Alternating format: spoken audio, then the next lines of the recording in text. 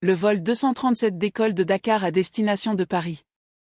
À travers le hublot, la mer semble immobile, le soleil se couche lentement, traçant une ligne d'or sur l'océan. Dans la cabine, les passagers s'installent et certains dorment déjà, d'autres regardent des films. Tout paraît normal. Paisible. Suspendu entre deux mondes. Au siège 22B, Aïcha Diop, 22 ans, feuillette un vieux carnet de notes. Des pages couvertes de schémas de cœur, d'artères, dont de CG. Elle répète doucement, presque en chuchotant. Compression, ventilation, rythme. Un réflexe de futur médecin. Elle révise pour un examen important à son retour. Personne ne la regarde. Une jeune femme noire, silencieuse, concentrée, en sweat à capuche. Pour les autres, juste une passagère de plus. Mais dans sa tête, Aïcha rêve. Rêve de blouse blanche, d'hôpital, de patient qu'elle sauvera un jour. Et puis, tout bascule. Un bruit sourd, un plateau qui tombe, un cri étouffé. Un homme s'écroule 3 rangées plus loin. Un passager d'affaires, costume gris, cheveux argentés. Ses doigts tremblent, sa bouche s'ouvre, aucun son ne sort. Le temps se fige. Les hôtesses accourent. « Monsieur ? Monsieur, vous m'entendez ?» Pas de réponse. Une voix résonne. « Is there a doctor on board ?» Silence. Les têtes se tournent, les yeux cherchent un héros. Mais personne ne bouge. Aïcha sent son cœur battre plus vite. Elle hésite une seconde. Puis elle se lève. Ses jambes tremblent, mais sa voix est sûre.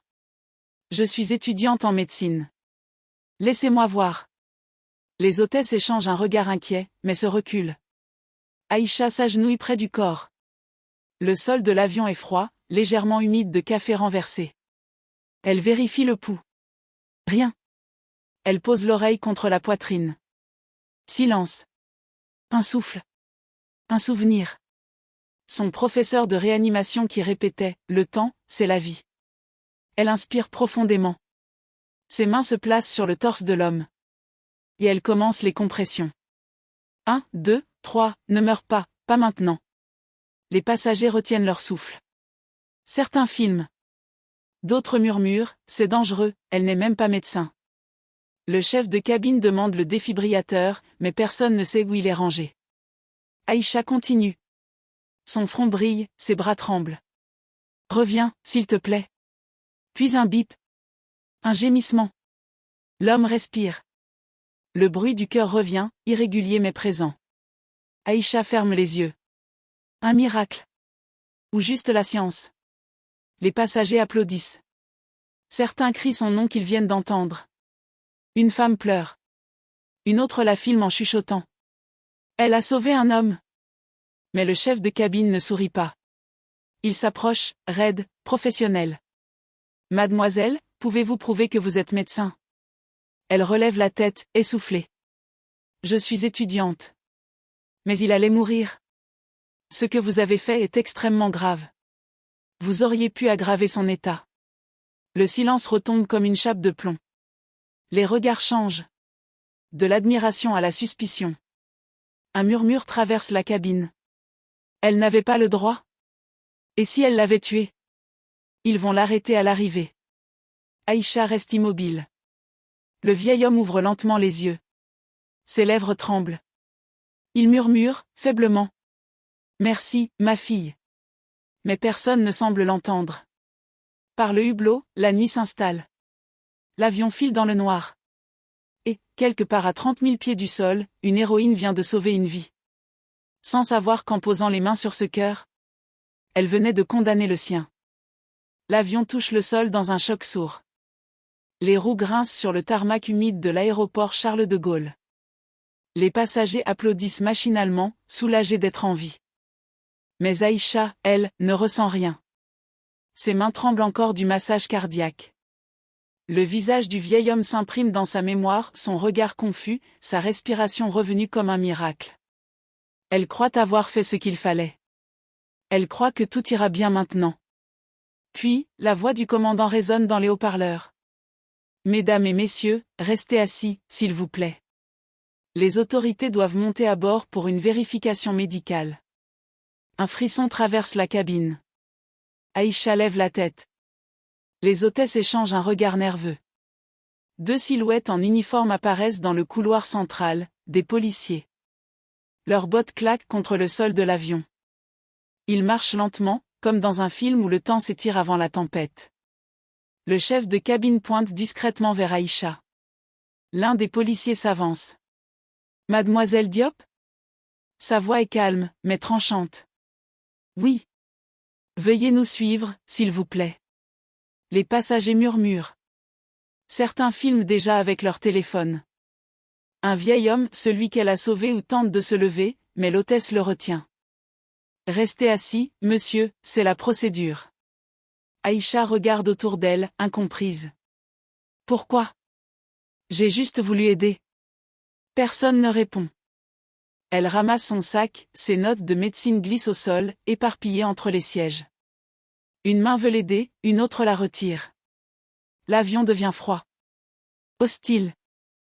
Les policiers la guident hors de la cabine, sous les regards de dizaines d'yeux. Des flashs de téléphone illuminent son visage. Les portes s'ouvrent, l'air de Paris frappe son visage glacial, humide. Elle respire fort. Mais au lieu d'un merci, elle reçoit un silence. Voiture de police à l'approche, le commissariat de l'aéroport. La salle d'interrogatoire est grise, nue, éclairée par un néon trop fort. Aïcha est assise, seule, face à deux inspecteurs. Un homme tape sur un clavier sans lever les yeux. « Vous avez prétendu être médecin, c'est bien ça ? » « Non, j'ai dit que j'étais étudiante. » « Il allait mourir, je... » « Vous avez pratiqué un acte médical sans autorisation. » « C'est un délit. » Les mots tombent, froids, mécaniques. Elle tente de respirer, de comprendre. Son français devient hésitant, son accent ressort. Elle répète, la voix tremblante. « Je voulais juste le sauver. » L'inspectrice l'observe, indifférente. « Vous savez, mademoiselle, beaucoup de gens pensent bien faire. Mais la loi, c'est la loi. » Une phrase qui claque. Une phrase qui efface toute humanité. Il demande son passeport, sa carte d'étudiante, la vérifie encore et encore. Elle raconte l'histoire, encore et encore. Mais dans leurs yeux, elle voit déjà le verdict, elle n'a pas le bon visage pour être crue. Télévision, les réseaux s'enflamment. Dehors, la nouvelle se répand. Les passagers parlent aux médias. Une vidéo circule, Aïcha agenouillée, les mains sur la poitrine du vieil homme, les larmes aux yeux. Le titre des sites d'actualité défile. Étudiante africaine arrêtée pour acte médical illégal en plein vol. Les commentaires explosent. Elle a bien fait. Toujours à se prendre pour des héros. Et si le patient était mort ? Qui aurait payé ? C'est du racisme pur. Elle mérite une médaille, pas des menottes. Le monde entier s'enflamme, mais Aïcha ne voit rien. Dans la salle grise, elle fixe la table froide. Son rêve de médecine semble s'effondrer devant elle. Elle entend encore la voix de son professeur. Guérir, c'est comprendre la peur avant la douleur. Mais ici, la peur a tout avalé. La nuit. Une porte s'ouvre. Un policier lui apporte un gobelet d'eau. Il hésite, puis dit doucement. « J'ai vu la vidéo. Ce que vous avez fait, c'était bien. » Elle le regarde, surprise. Un sourire timide se dessine. Mais il détourne vite le regard. « Je ne peux rien faire pour vous. » Les néons bourdonnent. La fatigue la submerge. Les secondes s'étirent comme des heures. Dans le silence, elle se répète.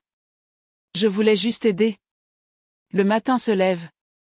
Son nom est déjà partout. Mais personne ne connaît encore son histoire. Seulement le scandale. Seulement la peur. Et pendant qu'à l'hôpital, le vieil homme se réveille doucement. Aïcha, elle, découvre ce que coûte une bonne action dans un monde qui ne veut pas la voir. La porte du commissariat s'ouvre lentement. L'air froid du matin s'infiltre dans la pièce, portant avec lui le bruit lointain des avions qui décollent. Aïcha sort, seule, le sac sur l'épaule, la tête basse. Ses yeux sont cernés, ses lèvres tremblent. On lui a dit qu'elle était libre, mais ce mot ne veut plus rien dire. La liberté sans dignité, c'est une autre forme de prison. Dehors, les caméras l'attendent. Les journalistes s'approchent comme des corbeaux autour d'un secret. Mademoiselle Diop, un mot s'il vous plaît. Vous avez vraiment pratiqué un acte médical sans diplôme. Certains disent que c'est un mensonge, que vous vouliez vous faire remarquer. Aïcha garde le silence. Chaque question est un couteau. Chaque flash lui brûle les yeux. Elle marche, droite, sans répondre. Dans la foule, une femme murmure. C'est elle, la fille de l'avion. Et dans ce mot, fille, il y a tout, le mépris, la curiosité, la distance. Colombe le retour. Le soir même, Aïcha rentre dans sa petite chambre d'étudiante, à Saint-Denis. Un studio minuscule, mur gris, lit pliant, carnet de cours encore ouvert sur la table. Son téléphone ne cesse de vibrer. Des messages de soutien, mais aussi de haine. Des voix du monde entier qui se disputent son histoire comme un trophée. Courage, ma sœur. Tu es une héroïne. Imposture. Elle voulait faire la maligne. De toute façon, ils sont tous comme ça. Elle éteint le téléphone. Le silence retombe. Un silence lourd, vivant. Elle s'assoit sur le sol, ouvre son carnet, regarde ses notes tachées d'encre. Entre les lignes, une phrase griffonnée en lettres tremblantes. Sauvée, même quand personne ne regarde. Ses yeux se remplissent de larmes. Elle repense à tout, le cri dans l'avion, les mains sur le torse, le souffle revenu, le mot « merci ». Elle se dit que quelque part, dans un lit d'hôpital, un homme respire encore à cause d'elle. Et ça, c'est peut-être suffisant. Balance l'oubli. Les jours passent. L'université ne la contacte pas. Les journaux changent de sujet. Le monde s'agite, puis oublie. Comme toujours. Mais Aïcha, elle, ne dort plus. Chaque fois qu'elle ferme les yeux, elle revoit le moment où les policiers l'ont emmenée. Elle revoit les regards dans l'avion, ceux qui filmaient, ceux qui jugeaient. Et elle comprend. La société pardonne la désobéissance, mais pas quand elle vient d'une fille noire. Un matin, elle décide d'aller marcher. Le ciel est gris, les trottoirs mouillés. Elle marche sans but, traverse la ville, les yeux vides. Ses pas l'amènent devant un grand hôpital. Elle s'arrête. Derrière les vitres, elle voit les blouses blanches s'agiter, les infirmières courir, un médecin sourire à un enfant. Elle reste là longtemps, le visage collé à la vitre. Puis elle murmure. Un jour, moi aussi, je porterai cette blouse. Mais sa voix est si faible que le vent l'emporte. Bougie l'aube suivante. Le lendemain, un agent de sécurité trouve une jeune femme assise près de l'entrée de l'hôpital. Endormie, immobile. Ses mains sont froides, son carnet de médecine ouvert sur les genoux. Sur la dernière page, une phrase écrite au stylo bleu. J'ai fait ce que j'ai juré de faire, sauver. Les journaux publient la nouvelle dans une petite colonne, sans photo, sans émotion. Une étudiante en médecine retrouvée inanimée à Saint-Denis. Malaise probable. Mais dans un autre service, à quelques kilomètres de là, le vieil homme qu'elle avait sauvé se réveille lentement. Il regarde par la fenêtre, le ciel du matin, et murmure. Aïcha. Sa fille entre dans la chambre, surprise. Papa? Tu parles de qui? Il ferme les yeux. Et de celle qui m'a rendu la vie. Croissant de lune épilogue. Le soir, dans le quartier d'Aïcha, quelqu'un allume une bougie devant sa porte. Puis une autre, puis 10. Une voisine pose un petit mot. On n'oublie pas les justes. La caméra s'éloigne. Les lumières s'éteignent une à une. Et dans le ciel noir au-dessus de Paris, un avion traverse les nuages. Peut-être le même vol. Peut-être un autre. Mais quelque part, dans ce silence suspendu, on entend encore battre le cœur d'une fille qui voulait juste aider.